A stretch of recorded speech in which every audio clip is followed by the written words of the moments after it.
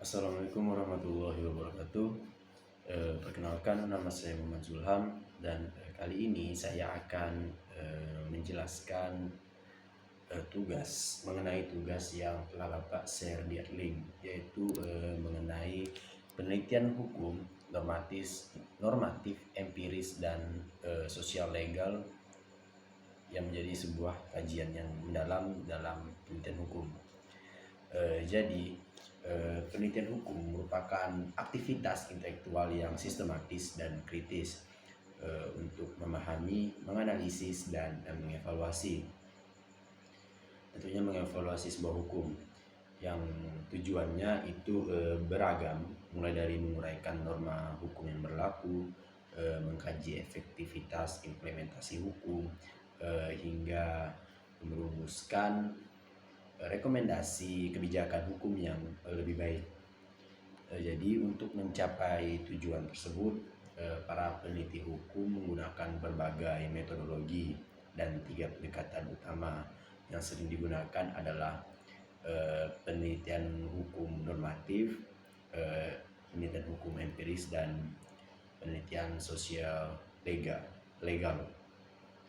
Di mana ketiganya ini memiliki perbedaan mendasar dalam metodologi, fokus penelitian, dan jenis data yang digunakan.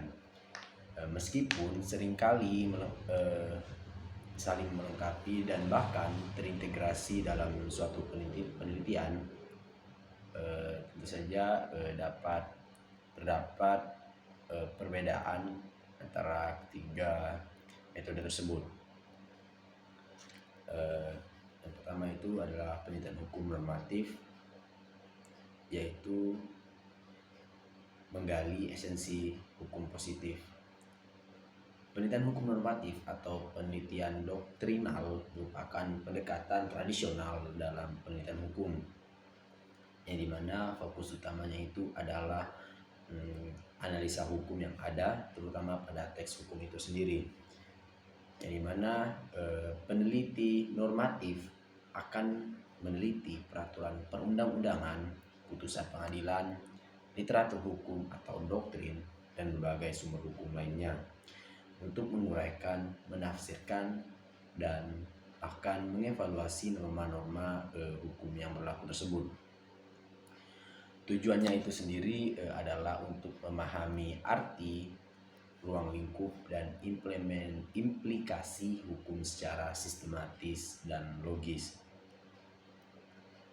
Lalu ada metodologi penelitian normatif, yang dimana metodologi penelitian normatif ini didominasi oleh pendekatan kualitatif, yang dimana peneliti akan melakukan analisis teks secara mendalam, membandingkan berbagai sumber hukum, dan juga menelusuri perkembangan sejarah hukum atau norma. Beberapa teknik analisis yang umum digunakan ada beberapa, yaitu ada interpretasi teks atau eksegesis, yaitu analisis detail terhadap kata-kata, frasa, dan kalimat dalam teks hukum untuk memahami suatu maksud dan tujuan membuat undang-undangan.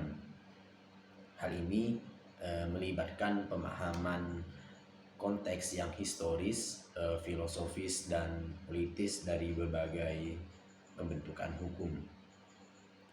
Lalu ada analisis sistematis, yaitu membandingkan dan mengkontraskan berbagai peraturan perundang-undangan yang relevan untuk mengidentifikasi kesamaan, perbedaan, dan potensi konflik antar norma, yang dimana tujuannya juga untuk memastikan konsistensi dan koherensi dalam sistem hukum.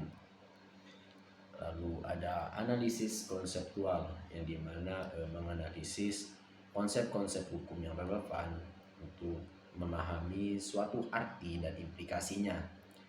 Hal ini melibatkan pemahaman definisi hukum, prinsip-prinsip hukum, dan doktrin-doktrin hukum yang relevan. Lalu ada juga analisis komparatif, yang membandingkan sistem hukum di berbagai yurisdiksi untuk mengidentifikasi praktik terbaik dan kelemahan, yang memberikan wawasan berharga untuk reformasi hukum. Lalu ada juga analisis kebijakan, yang dimana analisis kebijakan hukum menganalisis tujuan dan efektivitas kebijakan hukum tertentu, yang dimana hal ini melibatkan evaluasi terhadap dampak kebijakan hukum terhadap masyarakat dan lingkungan. Lalu ada keterbatasan penelitian normatif. Meskipun penting dalam suatu metode penelitian normatif, tentunya memiliki keterbatasan karena penelitian ini berfokus pada teks hukum saja, yang mungkin penelitian ini mungkin kurang memperhatikan konteks yang ada di dalam ranah sosial, ekonomi, dan politik yang mempengaruhi penerapan dan efektivitas hukum dalam suatu praktik. Penelitian normatif ini juga seringkali bersifat deduktif, yang dimana kesimpulannya itu ditarik berdasarkan premis-premis yang telah ada tanpa adanya pengujian yang empiris.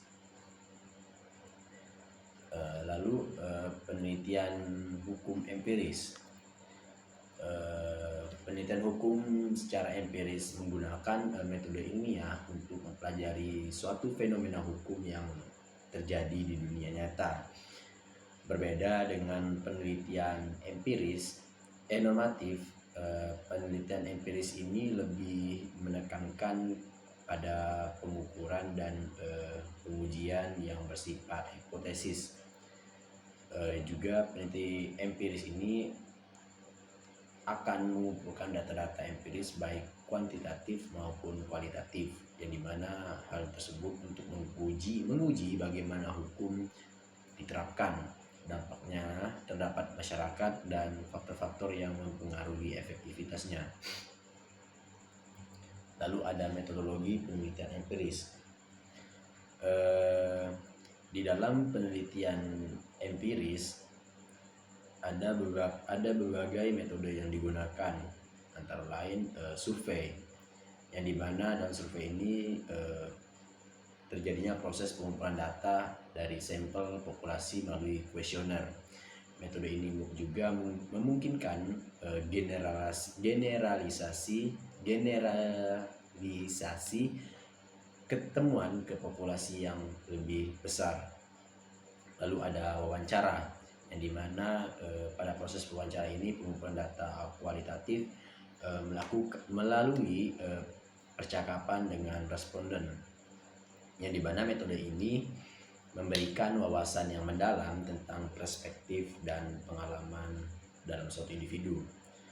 Lalu ada juga observasi, yang dimana dalam observasi ini pengamatan langsung terhadap perilaku dan interaksi sosial yang relevan dengan hukum, yang dimana metode ini memungkinkan pengamatan langsung tentang bagaimana hukum itu diterapkan dalam praktik di masyarakat. Lalu ada analisis statistik, yang dimana pada analisis statistik ini menggunakan teknik statistik untuk menganalisis suatu data kuantitatif dan mengidentifikasi pola dan hubungan antar variabel. Lalu ada studi kasus, yang dimana pada studi kasus ini dilakukannya penelitian yang mendalam terhadap kasus-kasus hukum yang terjadi, yang dimana metode ini memberikan pemahaman yang detail tentang konteks spesifik suatu kasus yang terjadi. Lalu ada juga eksperimen, yang dimana pada eksperimen ini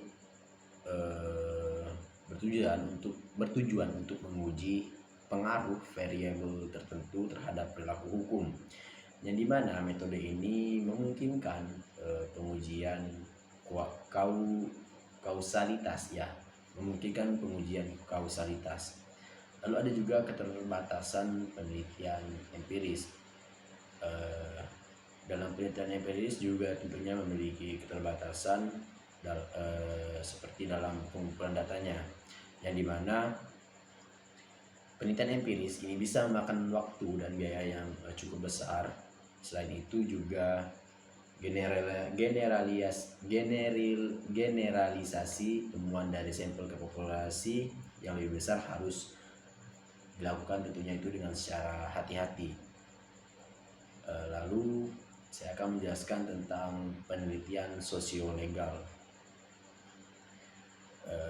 Penelitian sosiolegal ini merupakan suatu pendekatan interdisipliner yang menggabungkan perspektif hukum dan sosiologi, yang dimana penelitian ini bertujuan untuk memahami konteks hubungan timbal balik antara hukum dan masyarakat, yang dimana penelitian sosial legal tidak hanya terpaku pada menganalisis norma hukum, tetapi juga meneliti bagaimana norma hukum tersebut